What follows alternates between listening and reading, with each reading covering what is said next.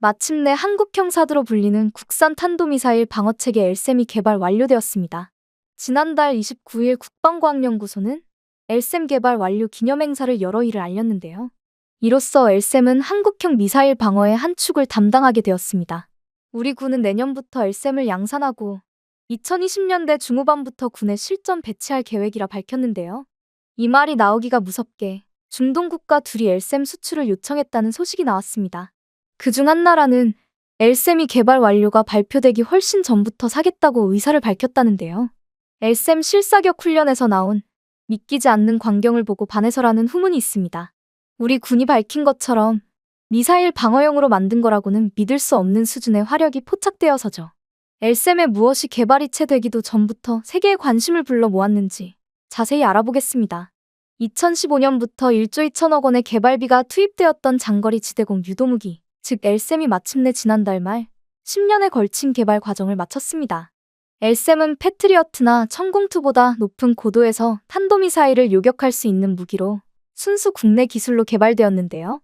개발을 주도한 국방과학연구소는 지난달 29일 개발 완료 기념행사를 열었습니다. 행사에서 이건환 국방과학연구소장은 요격 미사일, 장거리 레이더 및 작전 통제의 모든 기술적 요소를 독자적으로 완성함으로써 천공투에 이어 세계 최고 수준의 미사일 방어체계 개발 능력을 재확인한 쾌거다라며 LSAM 개발 성공을 자축했습니다. 그의 말대로 LSAM은 세계 최고 수준의 미사일 방어체계라고 자부할 수 있을 만한 물건입니다. LSAM은 사드와 같은 탄도미사일 종말 단계 상층 방어체계, 즉 고고도에서부터 떨어지려고 하는 미사일을 요격할 수 있는 수단인데요. 경상북도 성주에 미군이 배치한 사드 외에는 우리 무기만으로는 이걸 수행할 수가 없었기에 이번 LSAM 개발은 우리 군이 자체적으로 다층적 미사일 방어체계를 구축할 수 있게 되었다는 점에서 의미가 큽니다.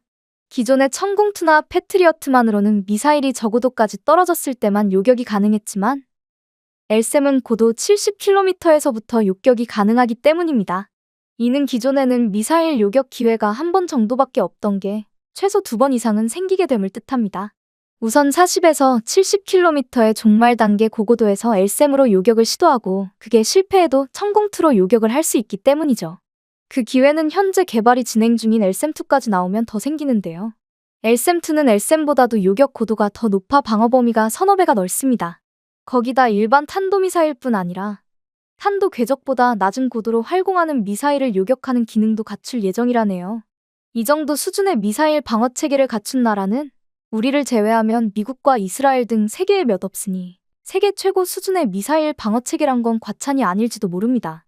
한편 LSAM의 개발 완료 소식이 전해지기 무섭게 또 다른 낭보가 전해졌는데요. 이미 중동의 두 나라에서 LSAM을 수출해달라는 공식 요청이 들어왔다는 겁니다. 이에 방사청은 예비 수출 승인을 내려 수출을 위한 절차가 진행 중이라는데요. LSAM 개발에 참여한 방산업체들은 해당 국가들과 기술, 가격, 성능 등에 대한 협의를 상당 수준까지 진행한 상태라고 밝혔습니다. 주목할 것은 이들 나라 중에는 LSAM 개발이 끝나기 훨씬 전부터 사겠다는 의사를 공식 표명한 곳도 있다는 겁니다. 해당 국가는 이미 작년 11월에 정보요청서를 LSAM 개발에 참여한 업체에 발송한 것으로 알려졌는데요. 정보요청서는 말 그대로 해당 무기에 대한 기본 정보의 제공을 요청하는 문서로 무기 도입 첫 절차입니다. 이에 대해 정부 측 관계자는 정보요청서 접수 뒤 방산업체들이 예비수출 승인을 방위사업청에 신청했고 지난 1월 방사청이 승인했다고 밝혔습니다. 즉 LSAM 개발 완료 발표 10달 전에 이미 예비수출 승인까지 났다는 건데요. 최근에는 해당 국가가 구매 요청서까지 우리 업체에 보냈다고 합니다. 중동 국가들이 이렇게 개발이 미처 완료되기 전부터 LSAM의 구매 절차를 진행 중인 건 또 다른 미사일 요격체계 천공투의 인기가 너무 뜨거워서라고 합니다. 천공투는 아랍에미리트 연방과 사우디아라비아, 이라크가 구매 계약을 체결하는 등 앞으로 10년간의 생산 계획이 이미 다 짜여 있어서 새로 사려고 해도 살 수 없는 지경이 되었는데요. 그래서 방공망을 구축하려는 다른 중동 국가들이 LSAM을 선점하려고 하는 것으로 전문가들은 보고 있습니다. 개발 완료도 전에 수출을 요청했다는 나라들을 포함해 세계가 LSAM에 주목하는 것은 단순히 천공투의 대체제여서만이 아닙니다. 애초에 LSAM과 천공투는 요격 고도가 달라서 미사일 방어 용도라는 것 외에는 서로의 대체제라고 하기도 뭐하고요. LSAM이 주목받는 진짜 이유는 그 자체에 가공할 만한 성능 때문인데요. 그중 가장 관심을 모으고 있는 것은 LSAM은 발사 실을 포함해 2번이나 점화가 된다는 겁니다. 엘셈은 목표물 주변에서 폭발의 급파편으로 목표물을 타격하는 폭발파편 방식이 아닌 목표물에 직접 부딪혀 타격하는 직격요격, 흔히들 말하는 히트-투-킬 방식을 쓰고 있습니다.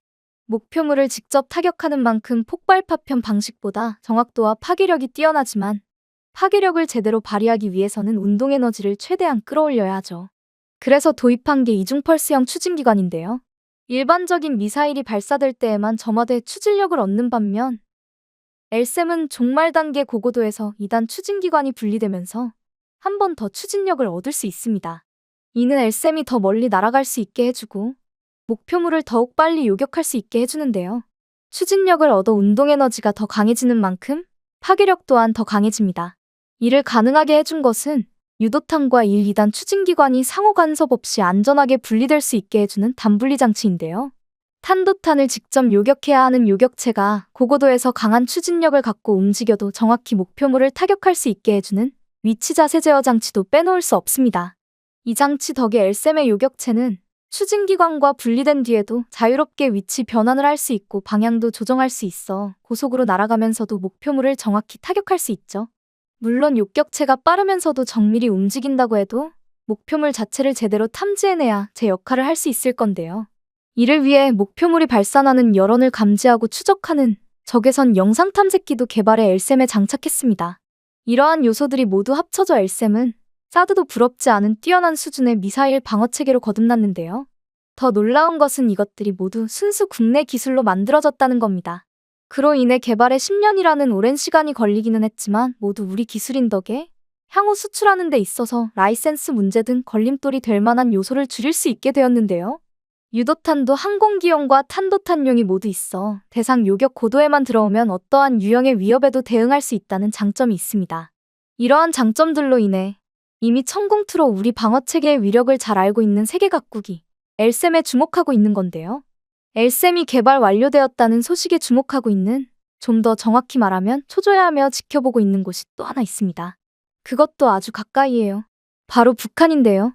엘셈이 완성되면서 기존에는 사드로밖에 커버가 되지 않았던 고고도까지 한국형 미사일 방어가 커버할 수 있게 됨에 따라 미사일이나 로켓을 이용한 위협이 효용성을 상실하게 되었기 때문입니다. 그동안 북한은 심심하다 싶으면 동해나 서해에 미사일을 날리며 위협해왔는데요. 대부분은 진짜로 무언가를 공격하려고 하는 거라기보다는 자신들 체제가 건재함을 알리거나 타국과의 협상에서 카드로 쓰기 위한 것이죠. 그러나 연평도 포격 사건 같은 사례를 생각하면 언제 어떤 식으로든 공격용으로 쓸 가능성도 배제할 수 없습니다. 그래서 사드가 배치되었음에도 엘셈의 개발을 멈추지 않고 지속해 완성한 건데요. 엘셈이 완성되면서 우리 미사일 방어체계가 더욱 굳건해진 만큼 북한의 미사일들은 사실상 무용지물이나 마찬가지가 되었습니다.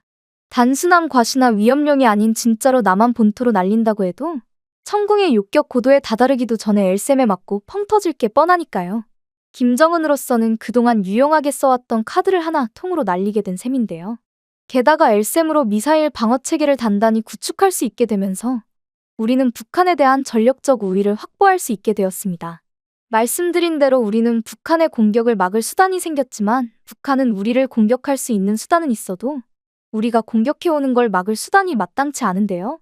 지하 벙커라고 해봐야 어지간한 벙커버스터를 능가하는 위력을 가진 현무5까지 나온 지금은 큰 의미가 없습니다. 따라서 김정은은 이제 우리를 공격하는 그 순간 자신의 안위를 걱정해야 하게 된 거나 마찬가지입니다. 물론 우리로서도 그 뒤에 여러 뒤처리나 파장이 장난이 아닐 거기에 실제로 북한의 공격에 대한 보복 조치가 이뤄질지는 미지수지만 우리에게 타격은 줄 수 없으면서 자신들은 보복당할 수 있다는 것 자체가 북한의 전의를 상실하게 할 건데요. 천둥벌 거숭이처럼 날뛰던 김정은도 얌전하게 만들 엘셈이 완성되었다는 것은 곧 한국형 미사일 방어체계의 우수성을 의미합니다. 이제 그보다 훨씬 고고도에서도 요격할 수 있는 엘셈2까지 완성된다면 대한민국은 세계 어디와 비교해도 최고의 방공망을 갖추게 되는데요. 그 우수성의 개발이 미처 완료되기도 전에 이미 여러 나라들이 엘셈 도입을 위해 움직이고 있습니다. 이는 단순히 미사일 방어체계에 있어서만이 아니라 우리 방산업 자체가 언제나 세계적으로도 주목받는 수준에 올랐음을 말해줍니다. 우리 스스로를 지키려고 했던 노력이 세계적으로 인정받는 걸 넘어 다른 나라들도 자신들의 평화를 우리의 기술로 지키려고 하는 걸 보면 감개무량할 따름이네요.